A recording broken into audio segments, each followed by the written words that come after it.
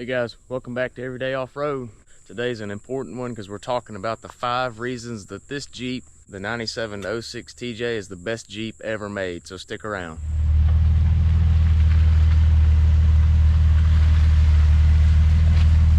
As most of you know, we got a 2004 TJ Wrangler here in the light khaki metallic. Got it built up, got plenty of other videos on that. Today we're focusing on the TJ as a whole, stock, lifted, built, axle swap, you name it. This video is going to apply to every Jeep that was made from 1997 to 2006, and we're talking about the 5 reasons that this Jeep is the best one to ever roll off the line. So we'll jump right into it. You guessed it, number 1, the 4.0 liter. It was the last engine that AMC ever actually produced. That is an AMC engine. It's a 4-liter straight 6. And it was built for what the Jeep Wrangler was originally made for, which is low-end torque. The newer Jeeps, JKs, JLs, all that, went to the 3.6 Pentastar, which is what you can also find in all of Chrysler's SUVs, the Cherokees, the Grand Wagoneers, any sort of van that they make nowadays. They all come with the 3.6 liter, and while it's a great engine, it's not the 4 liter, and it's because this thing is built for low RPM crawling. It's what the Jeep was originally made for. My CJ7 has a very similar engine to this. It's actually just the previous model, pretty much. 4.2 liter inline 6. These engines produce crazy power in low RPMs. That's where they thrive. Versus the 3.6 that's in the JKs and the JLs these days. Kind of got to bump the RPM on up there a little bit to get much power out of it. And these right here is what the Jeep is all about. Number 2 on the list for today, coil spring suspension. It may seem simple because every single Jeep that comes off the line now, at least the Wrangler, comes with coil spring suspension.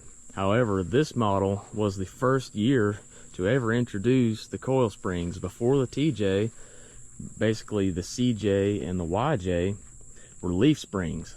And the ride was not nearly as good. The off-road performance is not nearly as good. It's very hard to get the articulation, the smooth ride, and the performance of a coil spring out of a leaf spring. While people do it, it's just very uncommon. This design is still around today, so that's how you know that they did the right thing by taking the Wrangler to the coil spring. Each corner on the TJ is its own individual coil. Each corner functions as its own unit, therefore allowing these 2 solid axles to really articulate. You got a spring in each corner. Like I said, it may seem simple nowadays because every Jeep comes with this, but back in 97 when they introduced this, people were just shocked at the difference in ride quality and off-road performance that you get out of a coil spring. Number 3 on the list for today, the size. Yes, the TJ is very small inside. It can be cramped at times, but if you think about it, this thing is built for off-road use. Who would want some massive vehicle like an SUV size thing, at least back in the 90s and early 2000s when these were produced, to go off-road in? It doesn't make any sense. We still prefer the smaller body. We may not have all the luxuries inside of a modern JLU or something like that, but the body size of this thing allows us to really weave in and out of trees, go in tight trails, articulate through things without having to worry about leaning over and hitting the side of the Jeep on something. So we really just love the size of these. And if you notice, we've got offset wheels and everything. These aren't even near what JK width axles would be. They would be another 2 inches out or so. So that just shows you how narrow the body on the TJ actually is. If you put JK width axles on them, plus these offset wheels, that would be crazy stance on these things. So that's just the amount of difference between the current body size of the JKUs and the JLUs and all that versus the old style TJ.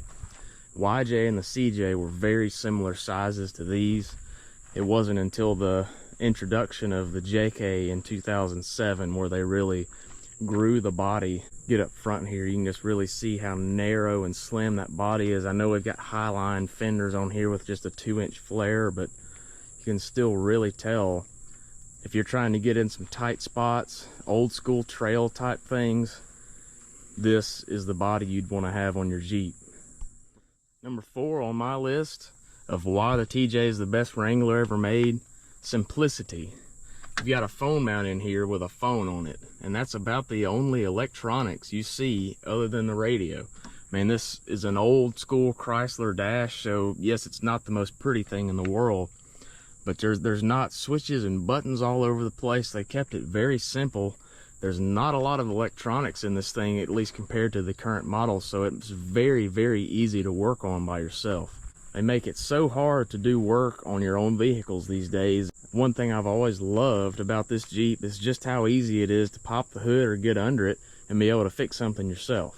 So we've got the hood open again just to take a look. Look how wide open this is. You've got access to almost everything in here, and then the oil pan and all that is very accessible underneath. Any work you need to do, there's all your fuel injectors right there. All your spark plugs are easy to access on the other side. Nothing in here is covered in plastic or anything like the new Jeeps. Very, very, very easy to work on yourself. Coming inside again, I know we've got the stick shift, and before we put the locker switches in there, all that was just blank. I mean, we've got an X, I know. The Rubicon would have the locker switch, maybe a couple other things on the automatics, like the overdrive switch. But compared to this day and age, there is nothing going on in this interior electronics wise.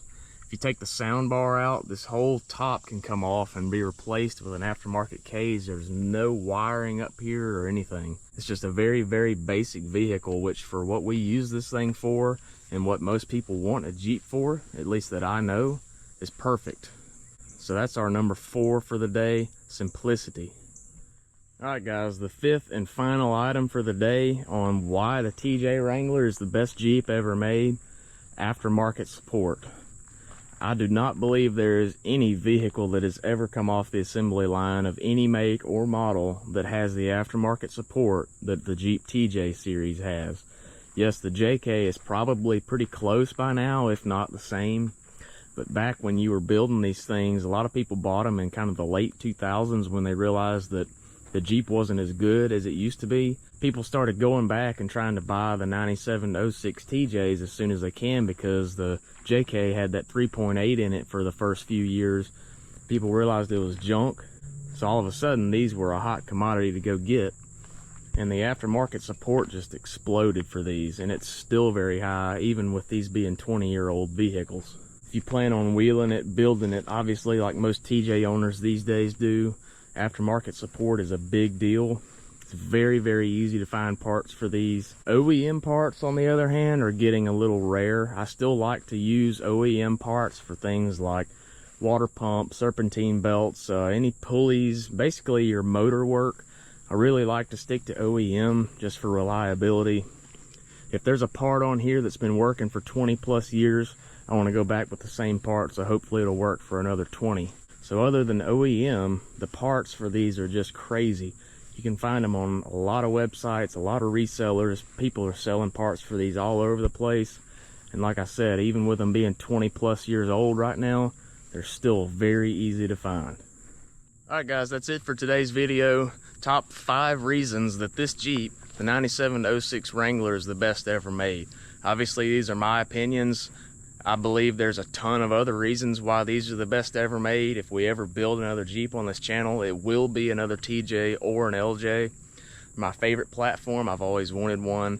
I just explained why to you on this video. So hope you enjoyed it. Hope you'll stick around for the next video. Subscribe, like our videos. It helps us out a bunch. Thanks again guys for watching. This has been Everyday Off-Road. See you in the next one.